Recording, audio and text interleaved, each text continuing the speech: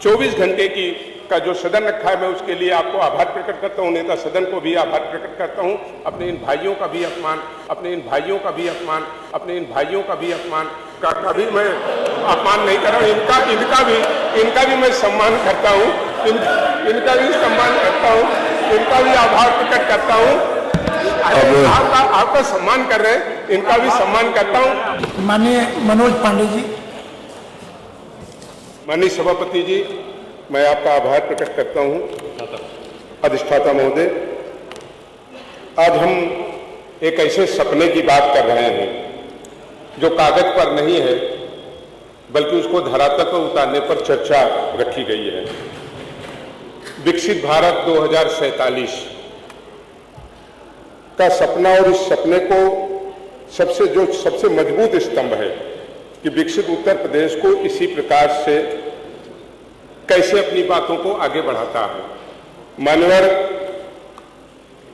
किसी राष्ट्र और किसी राज्य को विकसित करने के लिए, उसकी आर्थिक व्यवस्था को सुदृढ़ करने के लिए, संपन्नता, समता और समरसता लाने के लिए सबसे मजबूत अगर कोई बिंदु है तो वो है कानून व्यवस्था।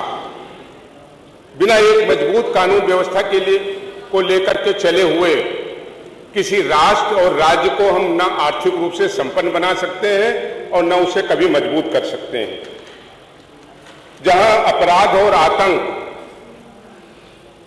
आर्थिक व्यवस्था को कमजोर करता है, समता को भी कमजोर करता है और संपन्नता को भी छीनने का काम करता है, हम सबसे पहले बधाई देंगे उत्तर प्रदेश के माननीय मुख्यमंत्री जी को और उत्तर प्रदेश की सरकार को कि कानून व्यवस्था में जो उत्तर प्रदेश के बारे में किदवंतियां कही जाती थी, और ये कहने में हमें कोई दो राय नहीं है, और जो आंकड़ों में प्रस्तुत है, आंकड़ों में उपलब्ध है कि विगत 15 सालों में 17% उद्योग और व्यवसाय उत्तर प्रदेश से पलायन हो गए। आज उत्तर प्रदेश की मजबूत कानून व्यवस्था की चर्चा न उत्तर प्रदेश में बल्कि देश में नहीं, दुनिया के प्रगतिशील देशों में आज हो रही है। मैं इसके लिए आभार प्रकट करूंगा और धन्यवाद दूंगा। और ये भी कहूंगा कि अगर हम आंकड़े देखें तो उद्योग और व्यवसाय में, अरे बैठे रहिए, सरकार की बात बाद में कर लेना। उद्योग और व्यवसाय में आज उत्तर प्रदेश में 29.6% की वृद्धि हुई है। बाहर से अन्य राज्यों से आकर के लोगों ने उत्तर प्रदेश में अपने उद्योग और व्यवसाय को करने का काम किया। मैं इसके लिए भी उत्तर प्रदेश सरकार को बधाई देने का काम करता हूं। माननीय 2047 के विजन की बात हो रही है।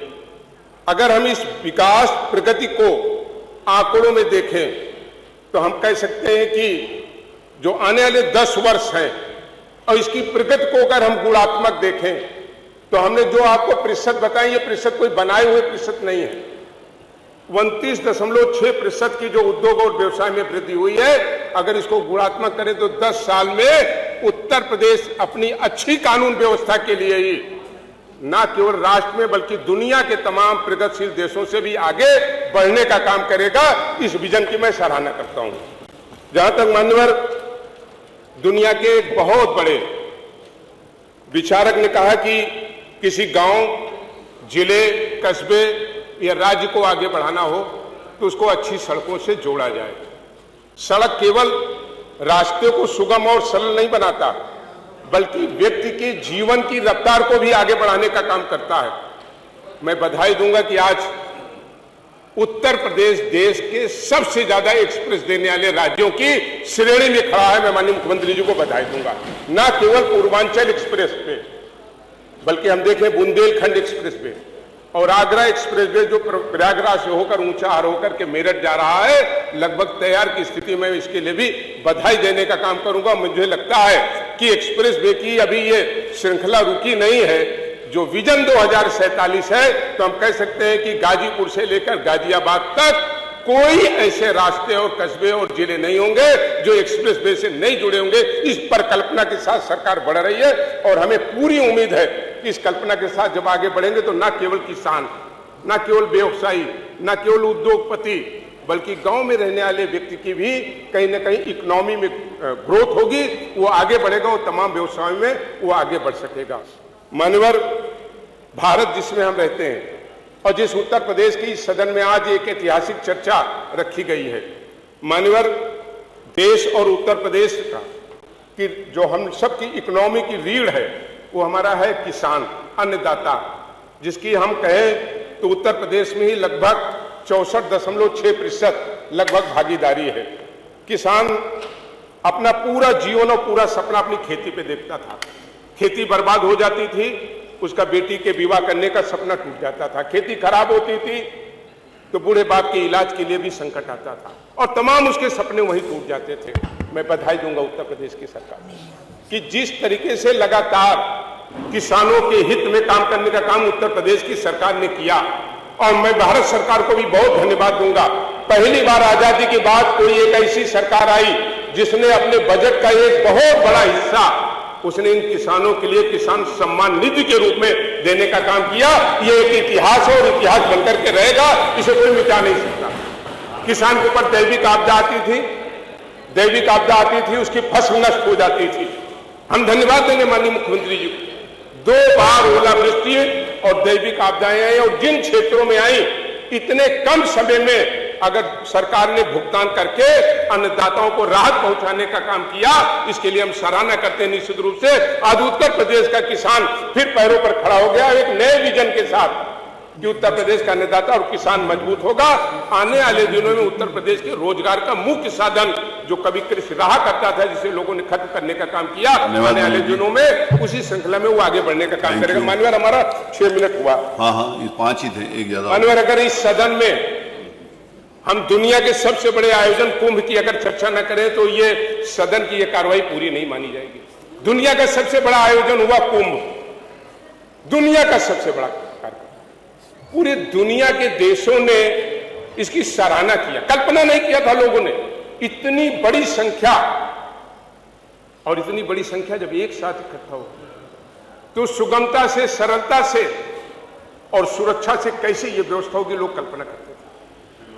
लेकिन मैं बधाई दूंगा, अरे मरे और मारने वाली सब खबरें आपने ही चलाई। मैंने पिछले सदन में कहा था कितनी दुखद स्थिति है मान्यवर, जब ब्रिटेन इसकी सराहना किया, फ्रांस ने इसकी सराहना किया, ऑस्ट्रेलिया ने इसकी सराहना की, यूएस ने इसकी सराहना किया, तो हमारे ही अंदर बैठे हुए कुछ विभीषण वो कुंभ के बारे में झूठी खबरें चलाने का काम विभीषण कर रहे थे।